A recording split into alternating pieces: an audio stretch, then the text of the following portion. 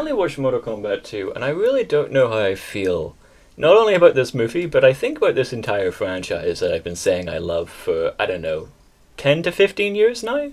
Ever since my stepdad accidentally bought me a copy of the new Batman game, Mortal Kombat vs. DC Universe, I've been constantly fascinated by how this franchise has managed to stay relevant, despite the fact that seemingly at every turn people are outright critical of it to the point of saying it's extremely poor. I generally struggle to hear a lot of good things about this franchise, but anytime you ask anyone, including myself, they'll probably tell you they like it and appreciate it a lot.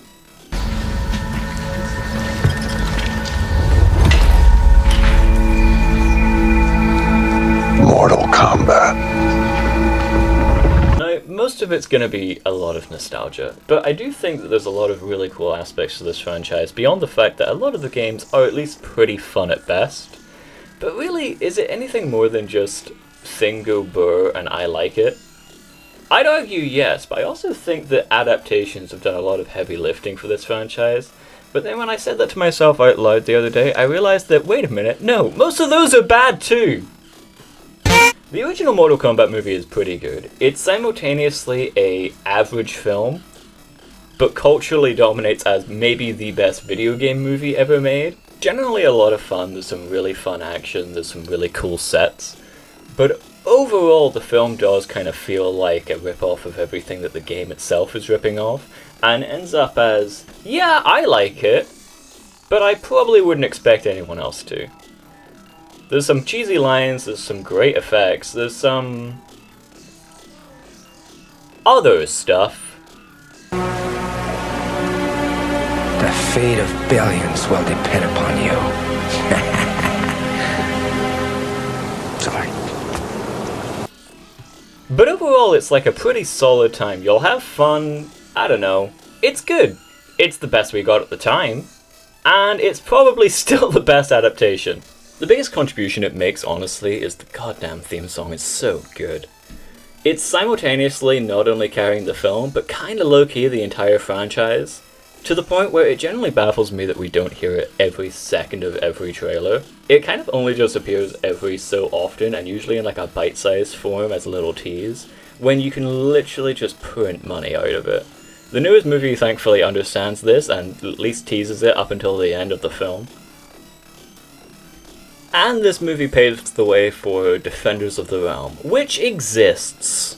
That cartoon show is fine. For the time, I'm sure it was really good. I don't know, I wasn't watching it then. I watched it on DVD, and I thought, yeah, that happened.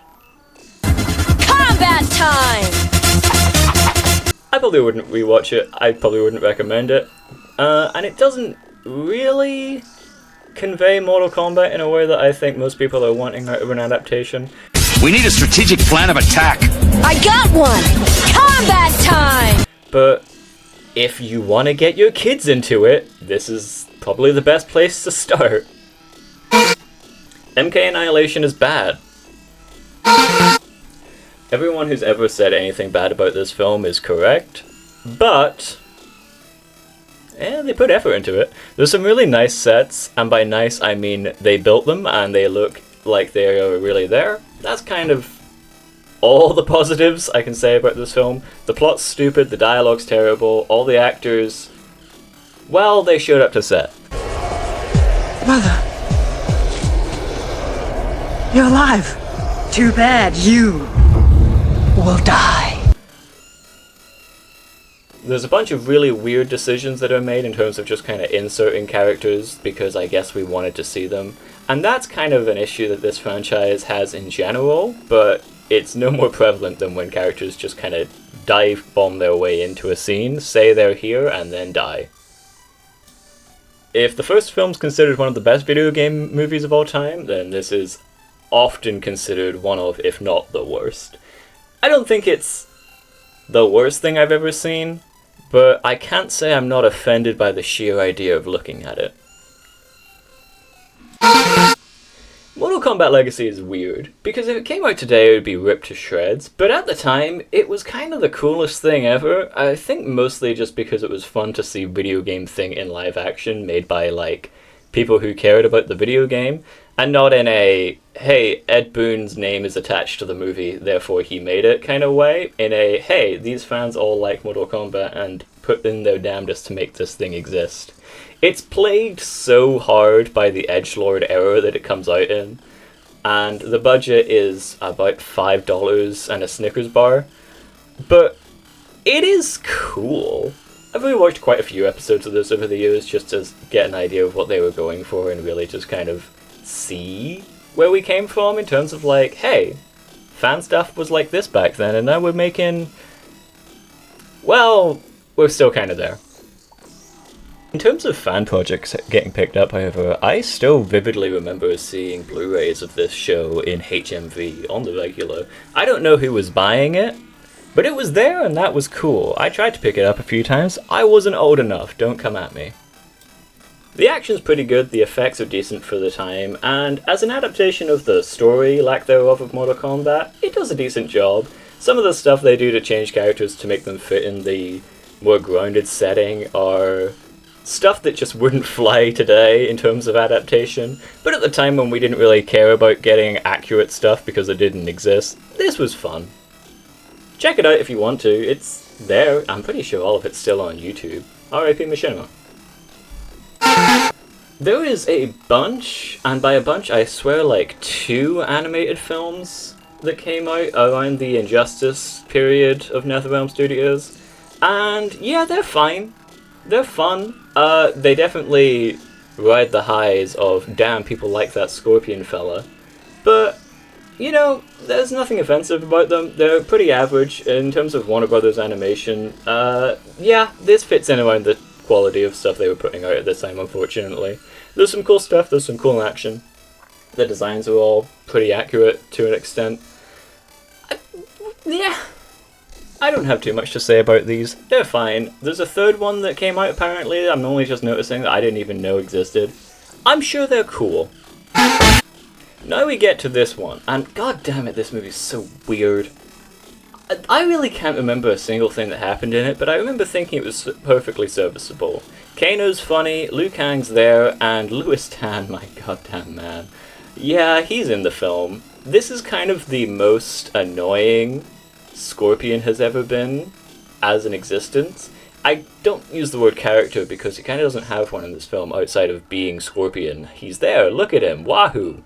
I like Louis Tan as much as the next guy. I think he's fantastic in Cobra Kai, but in this film he really does just feel like a self-insert OC in the most upsetting and painful kind of way.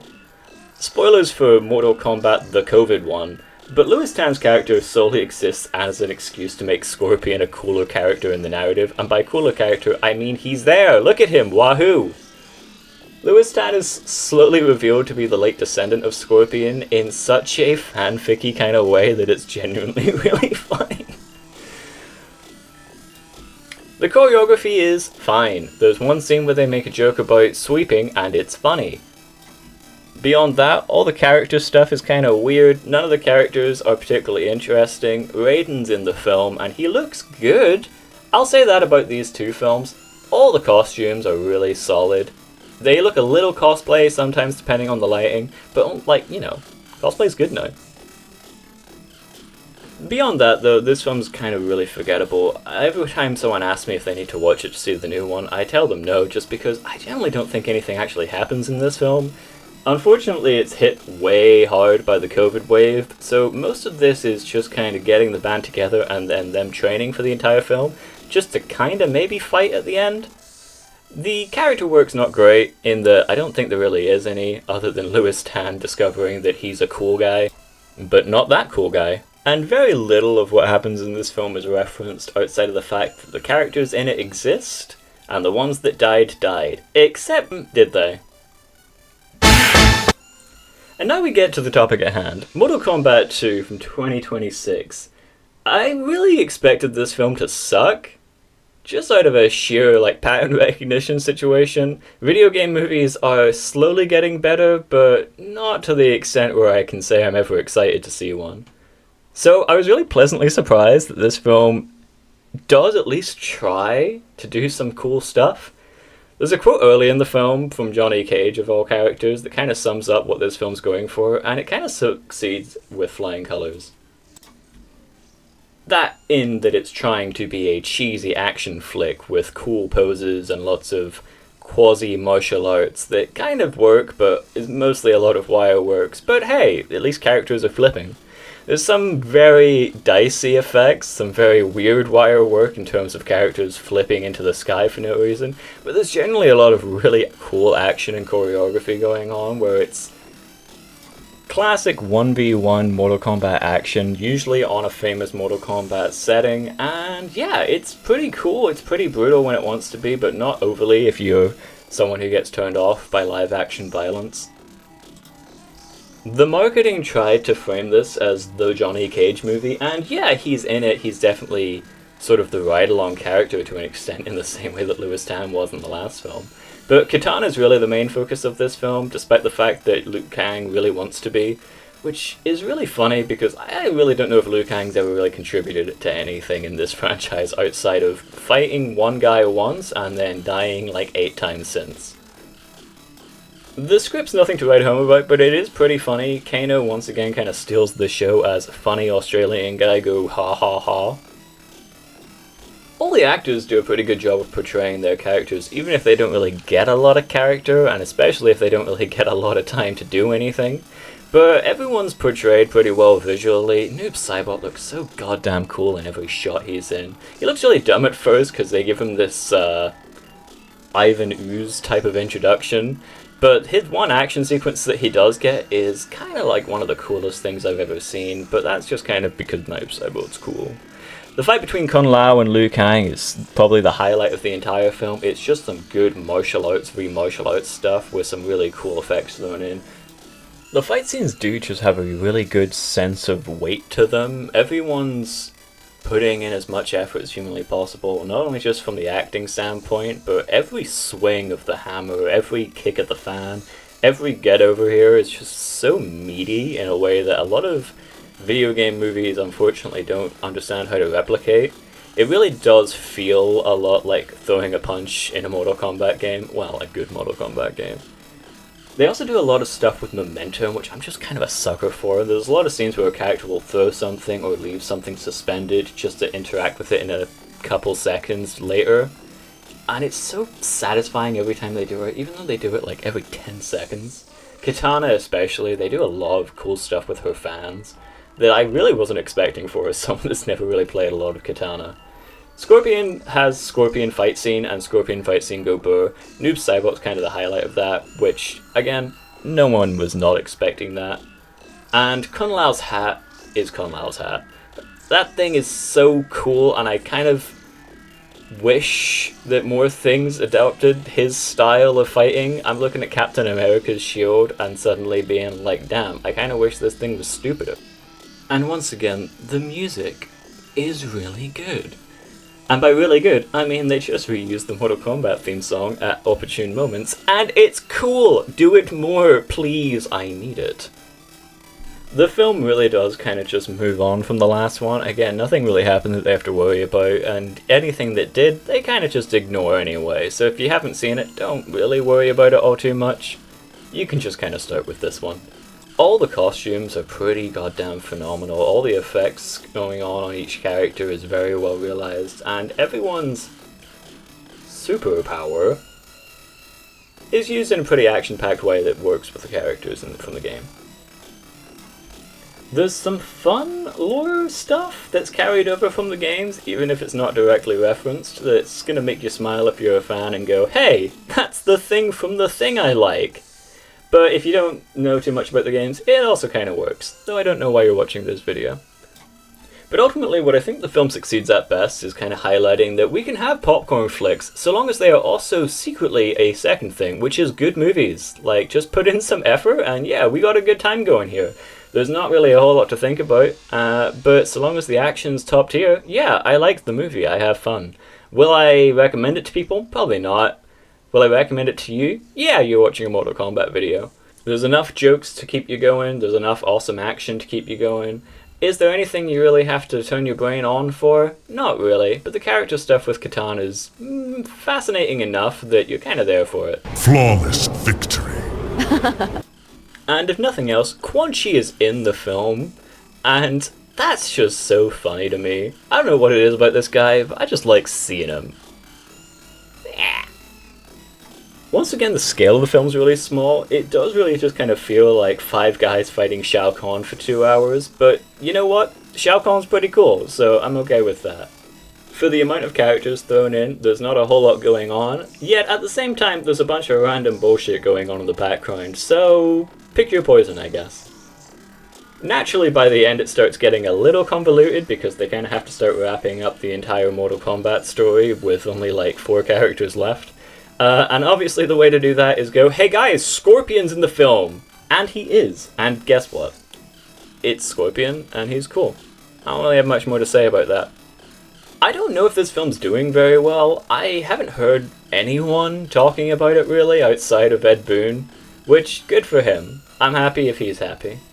But I do find the world of Mortal Kombat exciting enough, and I do think that this film highlights that there is a lot of cool stuff you can do with Mortal Kombat. There's a lot of fun directions that this place could be taken, and even this franchise kind of sets up a lot of avenues for the story to take place. I don't know if we need to go down the MK4 path and MKX path and just recycle the stories from the games, but there's enough going on with the lore of these characters that you can definitely get a few more ideas out.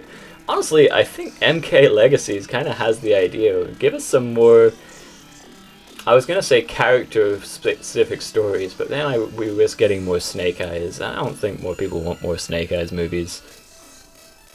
I am curious how well this will do compared to the Street Fighter movie that definitely seems to be getting a lot more attention already. I do see this film having a bit of a cult fan base later on, just for actually how passionate the creators clearly are about the franchise. Once again, all these costumes are so goddamn cool looking. All the music cues are really exciting. The use of all the sound effects from the game are all used pretty well. It does a really good job of getting you hooked very quickly. I think overall it's probably the best Mortal Kombat movie. And I do say that with a pinch of salt. Not only because, again, we've established most of them are not great, but I think this does a better job of making me want to play Mortal Kombat than the original movie did. It takes a lot of inspiration from the original movie and everything that was inspiring the original movie, and uses it all in a really fun, creative way that if you're a fan of classic 80s, 90s, and even honestly early 2000s action movies, you'll probably get a real kick out of a lot of the stuff going on. It's got a bit of a Power Rangers quality, and take that as you will. I mean it with love, even if I'm not the biggest Power Rangers guy. The ending especially kind of cements that as the main goal of the aesthetic. But you know what? I watched the last one when it came out, and I was not excited for another one. Finishing this one? Yeah, I'm kind of curious what the next one's going to be like. I don't really know if I care what the story's going to be about, but I want to check out the film just to see what cool stuff goes on. Is that the highest praise I can give a film? No. Once again, I don't know if this film's going to break any boundaries. I don't even know if a lot of people are going to watch this movie. But I can tell you for free that I did, and I can tell you for free that you might enjoy it. If you like Mortal Kombat, you'll like the film. If you don't like Mortal Kombat, you'll probably still think it's a fun time. As far as video game movie adaptations go, yeah, it's probably one of the better ones for all that sentence is worth. I think video game movies are getting a lot better very slowly, and I do think this is a good step in the right direction, if nothing else for giving us a cool small-scale story in the same kind of vein that the Resident Evil movie looks to be doing. And yeah, I'm excited for the idea that we can finally start getting some competent stuff coming out of this genre. If you've seen it, let me know what you think. I'd love to hear how people have responded to this film, and if I'm alone for thinking there was even a shred of enjoyment to be found in it. And if you despise the film, yeah, you're probably valid for that, honestly. It's pretty bad when it wants to be. It's pretty fucking stupid sometimes. There's a whole scene where a main character just decides his people need him, I guess, and ejects himself out of the movie for no reason. That was pretty stupid, but pretty goddamn funny. We're definitely going to talk way more about the upcoming video game adaptations, and vice versa. I think that Bond game's got a lot to answer for. So if you also can't sleep at 2 AM, then feel the need to discuss video game movies, then check out some of our other content, because that's going to come up a lot, especially this year.